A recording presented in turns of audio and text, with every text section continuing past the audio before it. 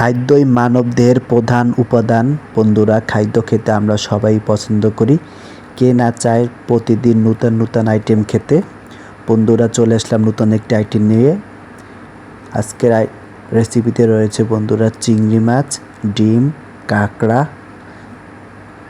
ভুট্টা এবং মাশরুম। এই 5-6টি আইটেম দিয়ে আজকে একটি তরকারি পাকাবো সুন্দরভাবে বন্ধুরা, যেটা আমরা চাইনিজদের আজকে ডিনারে পাক করে খাওয়াবো বন্ধুরা।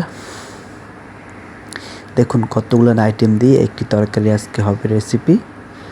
চলে যাচ্ছি রান্নার কাছে বন্ধুরা।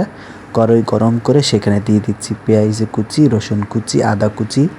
এখন দিয়ে দিচ্ছি একটা হটপট, এটা দিলে সুন্দর একটি কালার আসে। দিয়ে দিচ্ছি শুকনো মরিচ, কাঁচা মরিচ। এখন পানি দিয়ে সুন্দরভাবে একটা সস তৈরি করে সেই সসের ভিতরে এখন এক এক করে সব দিয়ে দিচ্ছি।